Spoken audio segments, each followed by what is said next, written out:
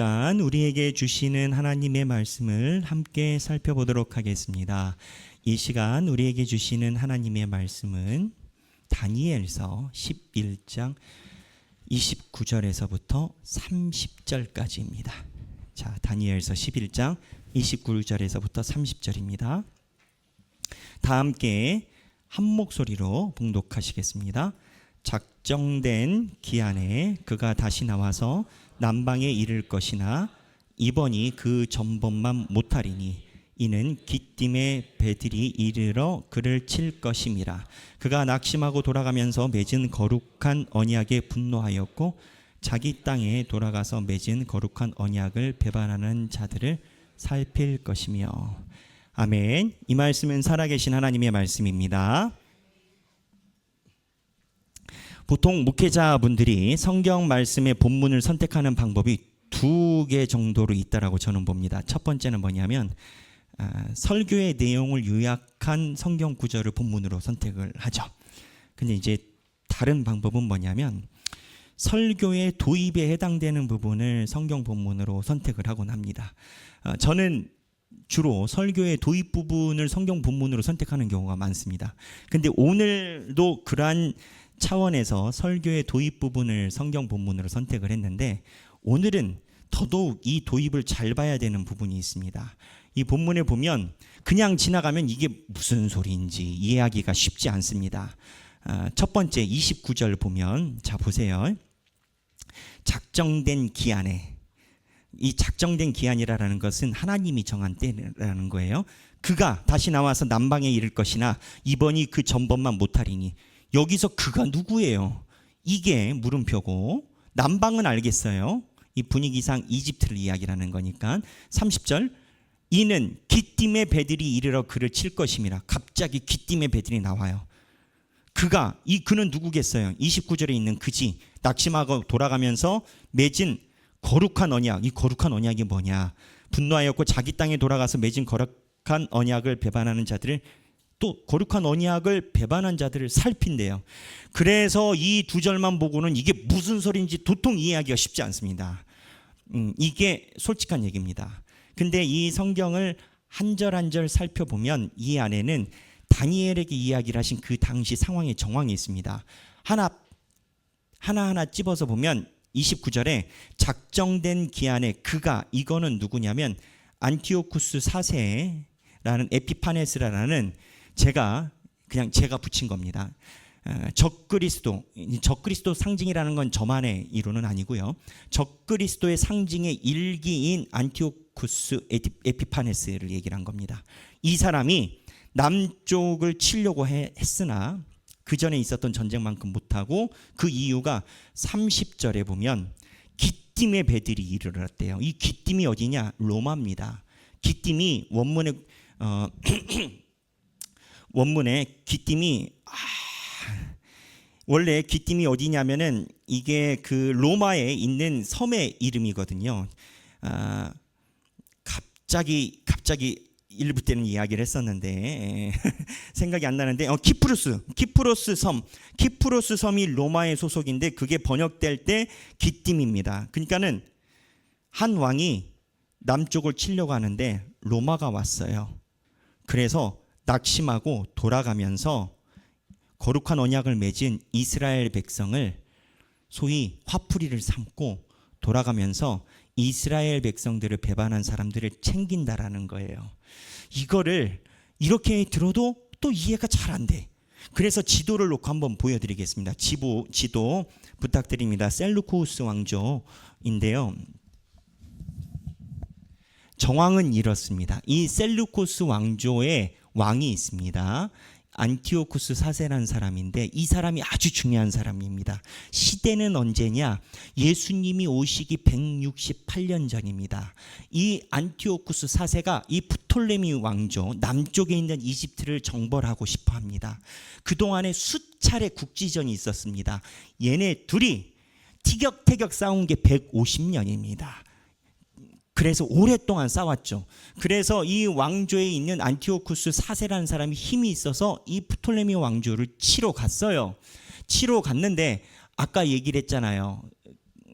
키프로스 섬 그러니까 로마에 있는 로마 지원군이 와서 여기서 뜻을 이루지 못하고 돌아가면서 여기에 이스라엘이 있습니다. 이스라엘을 짓밟고 돌아가고 이스라엘을 짓밟을 때 자기 편을 드는 사람들을 챙긴다라는 메시지예요. 이 사람이 중요한 이유가 있습니다. 이 사람이 돌아가면서 이스라엘을 어떻게 짓밟았느냐? 이스라엘에서는 유대인들은 그동안에 유일신 사상을 가지고 있었어요. 하나님만 섬겨요. 그래서 하나님만 섬기기 때문에 이스라엘 백성들은 다른 속국들이 와서 나라를 통치를 해도 하나님 섬기는 걸 버리지 않았어요. 그게 눈에 거슬리는 건 거야. 세금은 내고 할 일은 다 해. 근데 하나님을 계속 믿어. 근데 다른 왕조들은 그냥 놔뒀어요. 뭐 이스라엘 정도야. 근데 이 안티오쿠스 4세도 원래는 놔뒀었는데 이집트를 정벌하려다가 마지막에 실패하니까 홧김에 이스라엘에 와서 지나가면서 이스라엘의 성전을 밟기 시작했습니다. 이게 소위 마카비 혁명이라는 것의 시발점이에요. 그럼 어떻게 밟았냐? 성을 무너뜨렸냐? 그러지 않아요. 성을 무너뜨리지 않았고 성을 파괴했냐? 그러지 않아요. 다만 성전에 가서 이스라엘 백성들이 가지고 있는 제사법을 바꿔요. 이스라엘 백성들은 돼지를 부정한 동물이라고 쳐서 제사 때 사용하지 않아요. 율법서에 나와 있거든요. 근데 돼지 피로 제사를 드리게 하고 예수님의 예루살렘 성전에 그리스 신들과 이방 신들을 다 세워요. 무슨 얘기냐? 적그리스도의 상징 이론인데 하나님을 부인하는 게 아니라 하나님이라는 새로운 개념을 세웁니다. 어저께 성통하다가 한 분이 저에게 질문하셨어요. 목사님, 우상하고 적그리스도의 차이가 현대로 볼 때 어떻게 됩니까? 우상은 아예 밖에 있는 건 거예요. 적그리스도는요, 안에 있어요. 그리스도 같아요. 적그리스도잖아요. 적그리스도이기 때문에 그리스도 같아. 근데 이 적그리스도의 행태는 우리가 가지고 있는 개념을 묘하게 바꿔요.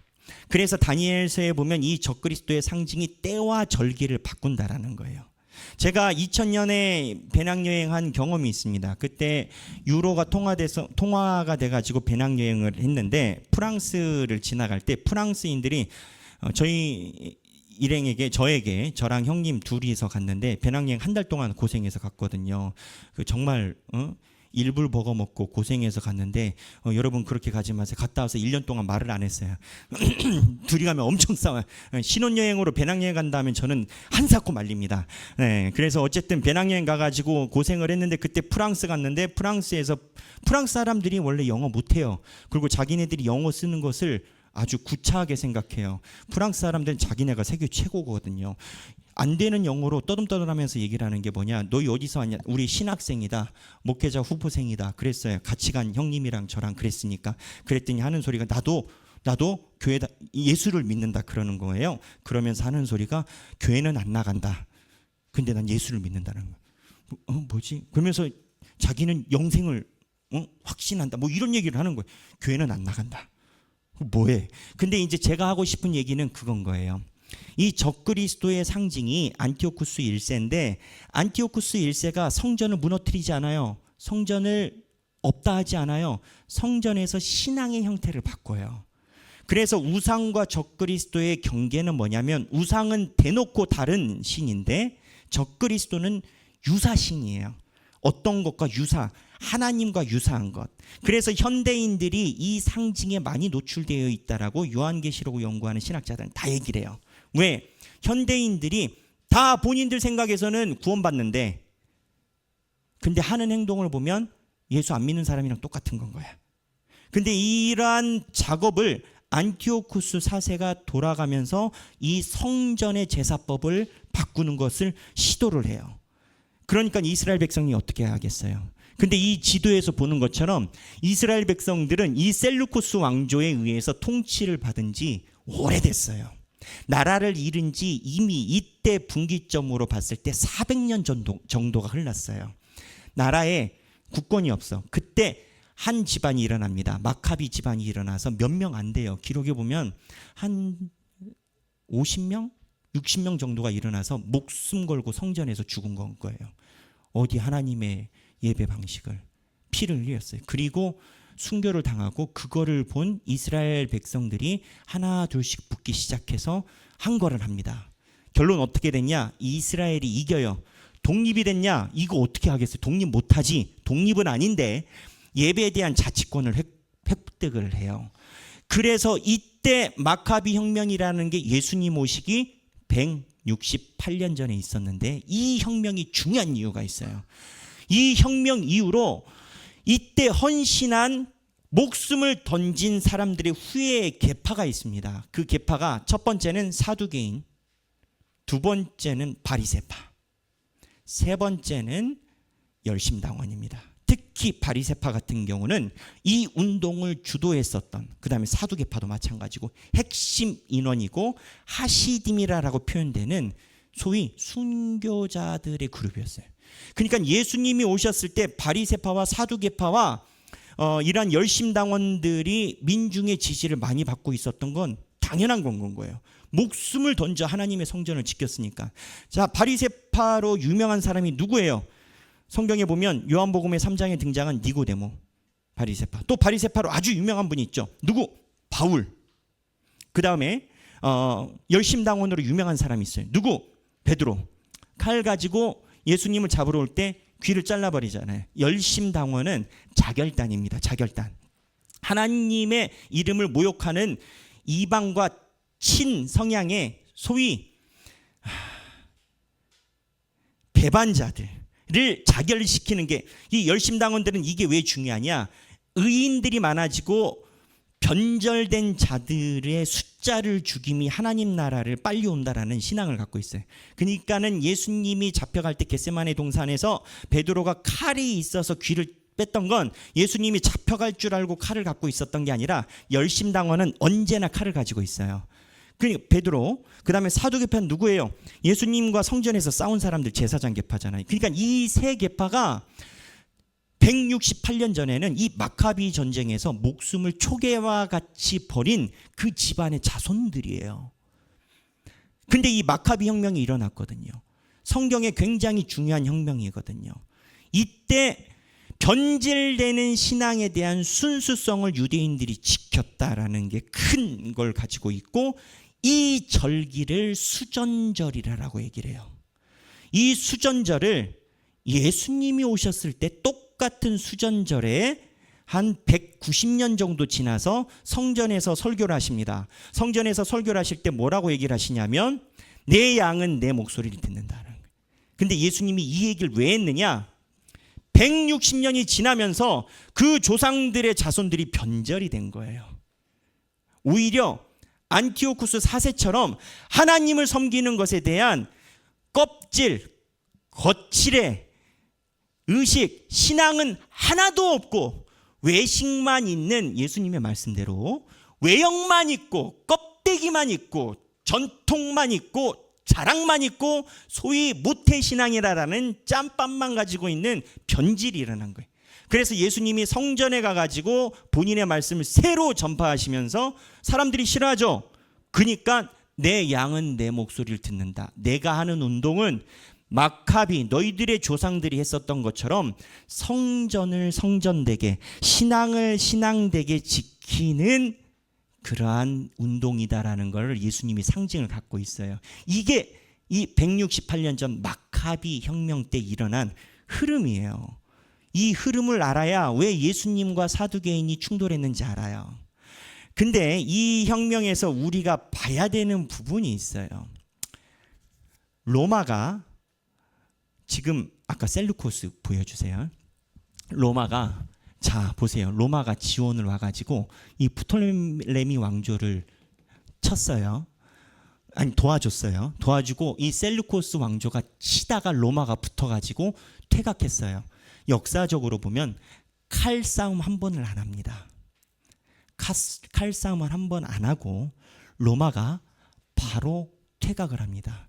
그런데 아니 저기 셀루코스 왕조가 왜 퇴각하는 줄 아세요? 이 당시에 이 안티오쿠스 4세입니다. 옛날 사람들은 4세 뭐 3세 이런 거 있잖아요. 만약에 배경기다 그러면 아들이 배경기 2세, 그다음 손주는 배경기 3세, 그다음 배경기 얘네들은 뭘 이렇게 가요. 우리는 너무 웃기지만 근데 이 아버지의 3세가 사실은 이 동쪽을 다 정벌해서 이 영토를 넓혔어요. 넓혔는데 아버지가 넓힐 때 서쪽에서 기라성처럼 일어나는 제국이 있었어요. 그게 어디냐? 로마예요. 다른 지도 보여주시겠어요? 그때 그 지역에 보면 자 똑같은 지도예요. 이 줄인 거고 셀루코스가 여기입니다. 셀루코스가 여기고 이쪽이 프톨레미오스 이집트예요. 그때 로마가 여기에서 성장해서 이렇게 나라를 형성하기 시작했어요. 그래서 이 끝자락 여기 있지 않습니까? 지도 여기가 터키예요. 지금 그리스, 이태리, 스페인, 이태리, 그리스, 여기가 터키입니다. 여기 경계선이 있잖아요. 이렇게 되니까 로마가 이렇게 확장을 하고 이 셀루코스가 옆으로 가니까 충돌하겠어요, 안 하겠어요? 충돌하지. 그래서 아버지 시대 때 3세 때 여기 마그네시아라는 지역에서 이 양쪽이 큰 전쟁이 일어납니다. 오늘 지금 이 설명을 드리는 건 왜 칼싸움 한 번도 안 하고 퇴각을 했냐라는 거죠. 칼싸움을 안 한 이유가 있어요. 여기서 아버지가 크게 전쟁을 붙어요. 역사적 기록에 보면 로마의 군대보다 셀루코스 왕조의 군대가 2배가 많았다라고 해요. 이건 그냥 이기는 겁니다. 그리고 셀루코스는 동방을 정벌하고 왔기 때문에 수없이 많은 용병들을 끌고 왔어요. 로마보다 전세는 위였어요. 근데 로마가 대단한 게 이 2배 정도 되는 그 전쟁에 이 마그네시아 전투에서 로마가 대승을 합니다. 그러면서 이 셀루코스가 한번 꺾여요. 하지만 이 셀루코스 왕조가 큰 나라이기 때문에 로마가 완전 정복은 못합니다. 못하고 이 전쟁에서 이긴 걸로 포로를 사로잡아가요. 그게 누구냐? 안티오쿠스 3세의 아들 4세. 오늘 나오는 안티오쿠스 4세 에피파네스라는 사람을 데리고 가요. 근데 이 사람을 데리고 가면서 이 로마에서 15년을 포로 생활을 시킵니다. 그러다 여차저차 해가지고 이 사람이 포로 생활에서 로마에 좀 합의 아닌 합의, 대체 아닌 대체로 해가지고 다시 들어가서 여차저차해서 여기 셀루코스에서 왕이 된 건 거예요. 그래서 이 안티오쿠스 4세는 로마가 강력하게 성장하는 걸 봤습니다. 15년 동안. 그리고 로마가 가지고 있는 기술력을 이 안티오쿠스 4세는 본 거예요. 무슨 얘기냐? 로마 쉽지 않은 거예요. 아까 셀루코스 지도로 보여주세요. 로마는 쉽지 않고 로마를 치려면 이 셀루코스가 여기를 쳐서 힘을 모아야 돼요. 그러니까 자꾸 여기를 건드는 거예요. 왜? 세계 4대의 문명 발달지가 어디입니까? 첫 번째는 황하강, 중국. 두 번째, 인도 겐지스강. 세 번째, 유브라데스가 여기예요. 여기. 네 번째가 어디? 이집트 나일강. 이 네 개가 세계 4대 문명 발상지거든요. 여기에 이쪽이 곡창지대고 여기가 곡창지대입니다. 로마를 제하려면 이거를 흡수 통일을 해버려야, 쳐버려야 이 셀루코스 왕조가 힘을 갖는 건 거예요. 로마는 못 건드려요. 그러니까 자꾸 여기를 왔다 갔다 하는데 못 건드는 이유 중에 하나가 지금 이 왕이 아버지가 대패해서 15년을 로마에서 포로 생활을 했는데 15년 동안 로마를 살펴보니 로마는 너무 어마무시한 건 거야. 이때는 아직 로마가 전 세계 패권을 다 잡은 것도 아닙니다. 100년 후에 로마가 완전 통일을 시켜버려요. 그래서 이 안티오쿠스 4세가 로마에 대한 두려움을 갖고 있는 상태에서 로마를 대적하려고 이집트를 쳐들어갔어요. 그랬더니 이 프톨레미오스 황제가 어떻게 하느냐? 지금 이게 성경에 있는 내용인 건 거예요. 성경 본문 다시 띄워봐 주시겠어요? 29절에 보면 작정된 기한에 그가 다시 나와서 몇 번 싸웠거든요. 남방에 이를 것이나, 이게 이집트. 이번이 그 전번만 못하리니, 그전에는 좀 재미를 봤는데 로마가 개입한 건 거예요. 30절, 이는 기띔의 배들이, 로마가 이르러 그를 칠 것임이라. 그가 낙심하고 돌아가면서, 여기 파트예요. 그가 낙심해서 돌아가서 전쟁을 안 해요. 왜 전쟁을 안 했냐? 로마가 어마무시하거든요. 근데 이때 나왔던 역사적인 유명한 장면이 있습니다. 뭐냐? 로마에서 이 이집트를 도우려고 군단 하나를 보내요. 해군을. 그리고 그 군단의 장군이 가이우스 라에나스 장군이라는 사람입니다. 이 가이우스 라에나스라는 장군이 이집트를 도우려고, 왜냐하면 셀루코스 쟤네들이 이집트 먹으면 안 되거든, 전력상. 그러니까 도우러 이 로마의 가이우스 라에나스 장군이 이집트로 왔는데, 역사적 기록입니다. 어떻게 이 전쟁을 끝내느냐? 칼 한 번을 안 써요. 어떻게 이 전쟁을 끝내느냐? 라에나스 장군이 역사적 기록에 의하면 호위병 몇십이 아니야, 몇 명을 데리고 호련히 셀루코스 왕조의 군단에 들어갑니다. 혼자 장군이. 그리고 안티오쿠스 4세 앞에 갑니다. 그리고 이 라에나스 장군이 참 기백이 대단해요. 그러니까 로마가 이런 사람들이 있기 때문에 제국이 되는 거예요. 우리 하길교회도 기백이 대단한 성도가 많은데 이 라에나스 장군이, 네, 다들 웃으시네요. 네, 네, 라에나스 장군이 이 기백으로 들어가서 이 안티오쿠스 왕에게 뭐라고 얘기를 하냐면, 로마에서 15년 있었잖아요. 그러니까 모를 리가 없지. 돌아가. 그래요. 그러니까 안티오쿠스 4세가 가만히 있다가 내가 생각할 시간을 좀 줘라. 그래요. 로마가 개입했으니까 변수가 세졌잖아요. 내가 생각할 시간을 줘라. 그랬더니 이 라에나스 장군이 어떻게 하냐면, 이 안티오쿠스 4세에다가 이렇게 작대기를 잡고 쭉 돌면서 동그라미를 그렸대요. 주변에 포위하듯이. 고관들이 다 있는 거예요. 그래놓고 라에나스 장군이 그랬답니다. 원 밖에 나오기 전까지 생각을 맞춰라. 원 밖에 나오기 전까지 생각을 끝내라. 가라. 근데 안티오쿠스 4세가 이걸 고관들 앞에서 모욕을 당한 거예요. 이게 지금 뭐 어디 동네 아이들끼리 노는 것 같잖아요. 근데 이 라에나스 장군이 단신으로 와가지고 기백으로 칼을 못 대고 가. 수만 명의 군대가 있는데 그런 거예요. 근데 안티오쿠스 4세는 로마에서 포로 생활을 했기 때문에 본인이 알아요. 지금은 로마를 건드리면 큰일 나.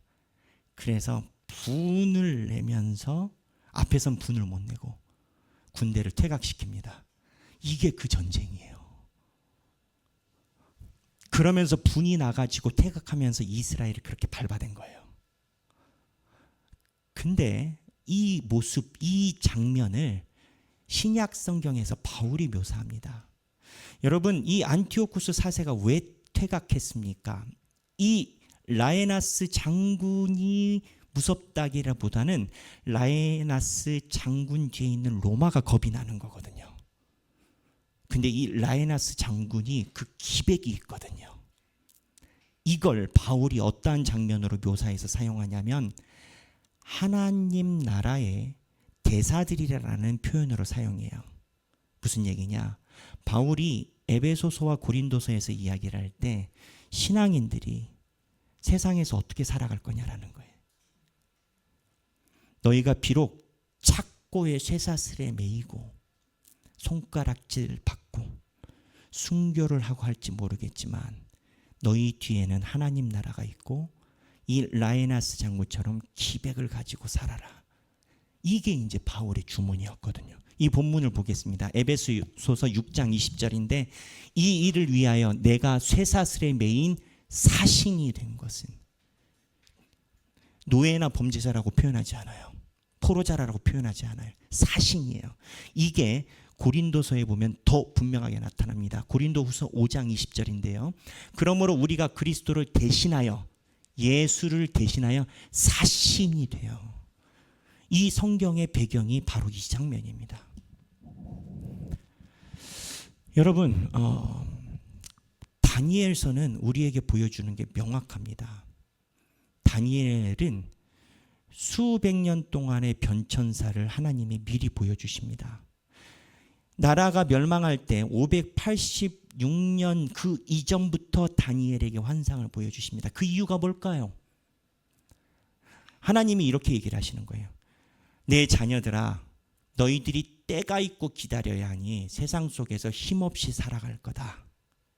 힘들게 살아갈 거다. 그러나 내가 모든 것에 전능자고 내가 원한다면 사자굴에서도 너희를 건져낼 것이다. 그러니 담대하게 살아라. 이거를 다니엘에게 이야기를 하는 거예요. 바울이 이 라에나스 장군의 비유를 본인의 성경에서 쓰는 이유가 있어요. 하나님의 백성이 세상에서 어떻게 사느냐라는 거예요. 하나님의 백성이 세상이 바라보는 눈으로는 그렇게 변변치 않고 때로는 뛰어나지 않고 부자이지 않고 유명세가 없고 그렇게 살지를 모르지만 바울이 이야기를 하는 건 당당하게 살아라는 거예요. 왜? 너희들 뒤에는 하나님이 계시고 하나님이 너희를 사신을 보내듯이 하나님께서 함께 하시니 라에나스 장군이 기백을 가진 것처럼 비록 쇠사슬에 묶여도 하나님의 사신처럼 살라라는 거예요. 바울이. 신앙인들이 세상을 살아가며 많은 고민을 합니다. 융화책으로 맞춰줄까? 내가 기독교인인 것을 이순신 장군처럼 나의 죽음을 너에게 알리지 않는다. 내가 기독교인인 걸 너도 모르고 나도 모르고 모르지롱 이러고 살까? 여러 생각을 많이 합니다. 혹 알면은 누가 얘기를 했어요? 근데 다니엘서와 성경에 있는 모든 메시지는 명확합니다. 너희들이 그리스도의 자녀로서 당당하게 살라라는 겁니다. 근데 이렇게 당당하게 살게 되면 하나님이 그냥 두시는 게 아니에요. 하나님이 이렇게 당당하게 살아가는 하나님의 백성에게 명확하게 이야기를 하시는 부분이 있어요. 이 다니엘서에 나오는 마지막 장에 있는 내용입니다. 12장 1절에서 2절인데요. 한번 띄워봐 주시겠습니까? 그때 내 민족을 호위하는 큰 군주 미가엘이 일어날 것이요 또 환란이 있으리니 이는 개국 이래로 그때까지 없던 환란일 것이며 이건 요한계시록에 설명드리겠습니다. 근데 그때 내 백성 중 책에 기록된 모든 자가 구원을 받을 것이라.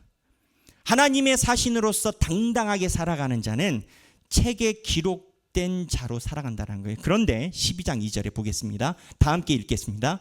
땅에 티끌 가운데에서 자는 자 중에서 많은 사람이 깨어나 영생을 받는 자도 있겠고 라고 얘기를 하세요. 땅의 티끌 가운데서, 티끌이 뭐예요? 먼지. 자는 자 중에서 많은 사람이 깨어나. 이 자는 자가 누굴까요? 하나님의 사신처럼 당당하게 살아서 목숨을 버린 사람이. 근데 그 사람이 영생을 받는다라는 거예요.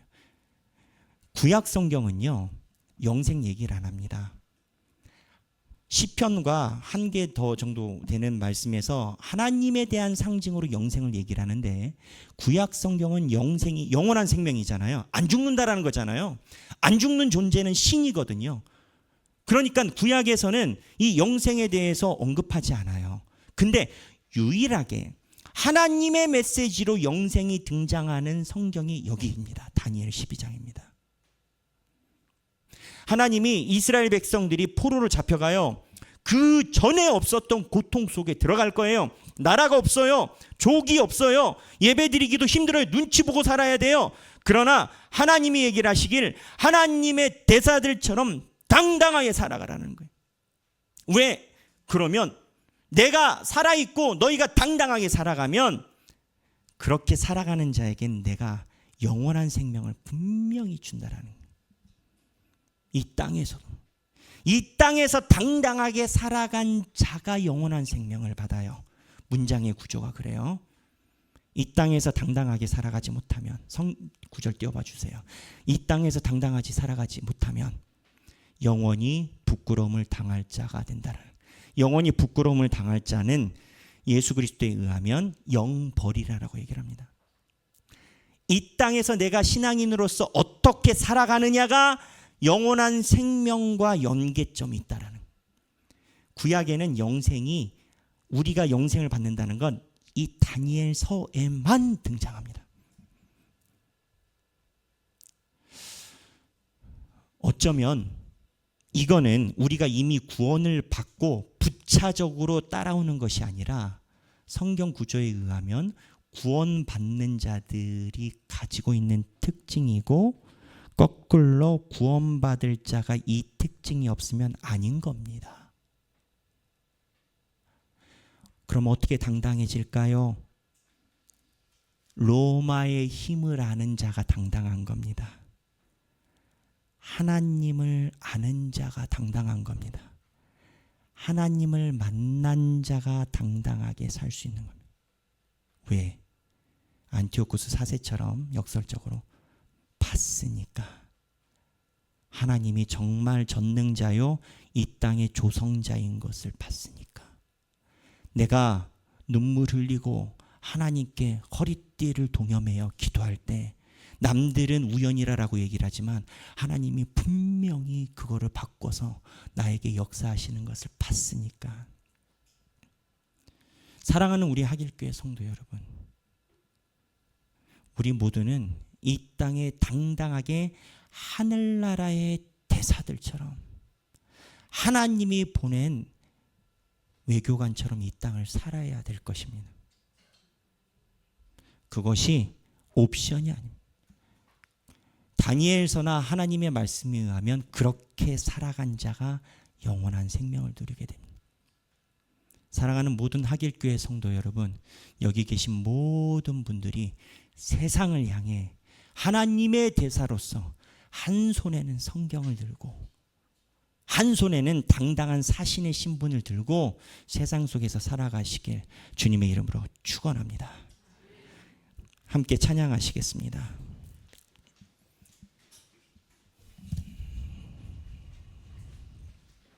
민족의 가슴마다 그리스도를, 피 묻은 그리스도를 심어 한 손에는 복음 들고 한 손엔 사랑 들고 온 땅 구석구석 누리는 주의 나라가 되게 하여 주옵소서. 찬양하겠습니다.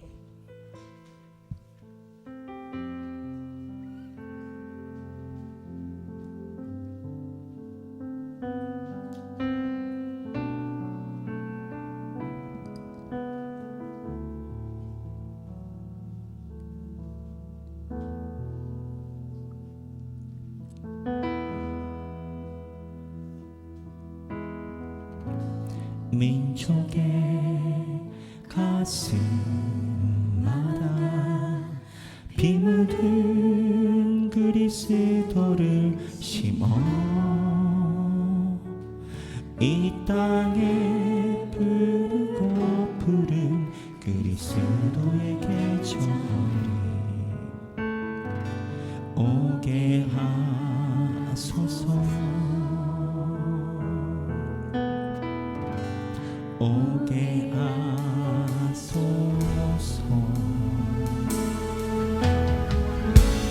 이 땅에 하나님의 나라가 이루어지게 하옵소서. 모든 사람의 마음과 교회와 가정에도 임하게 하여 주소서. 주의 청년들이 예수의 꿈을 끄고 인류 구원의 환상을 보게 하소서. 한 손에 복음 들고 한 손에 사랑을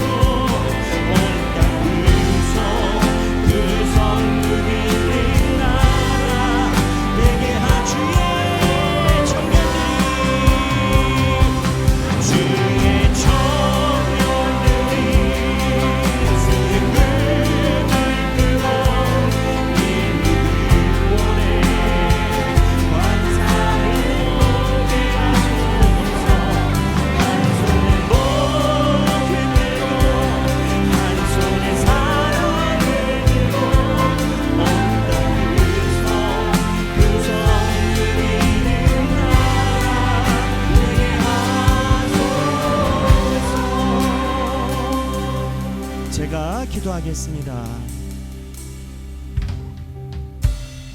하나님 아버지, 우리 하길교회 성도분들이 세상에서 숨기고 부끄럽고 감추이고 살아가는 신앙인이 아니라 로마의 장군처럼 당당하게 세상 속에 들어가서 하나님의 영역이니 하나님을 따를지 따르지 않을지 결정하라 라고 당당히 이야기라는 하나님의 사신들이 되게 하여 주옵소서. 바울이 이야기를 합니다. 네 발목에 착고가 쇠사슬이 있어도 노예처럼 보일지 몰라도 하나님이 뒤에 계시는 너는 사신처럼 살라라고 얘기를 합니다. 주여, 우리가 세상의 환난과 고난에 노출되어 있습니다. 하지만 환난과 고난이 하나님의 강함을 이기지 못합니다. 우리가 만난 하나님이 분명한 하나님이라는 마음속에 믿음을 가지고 주님의 인도하심을 갈구하며 이 땅의 하늘나라의 대사처럼 살아가는 성도들이 되게 하여 주옵소서. 이제는 우리 주 예수 그리스도의 은혜와 하나님 아버지의 극진하신 사랑과 성령님의 감동감화 교통하심이 이 땅에서 하늘에서 보내신 하나님의 사신처럼 대사처럼 살아가기 원하는 사랑하는 모든 주님의 백성들 머리 위에 지금으로부터 영원토록 함께 계시길 성부와 성자와 성령의 이름으로 간절히 축원하옵나이다.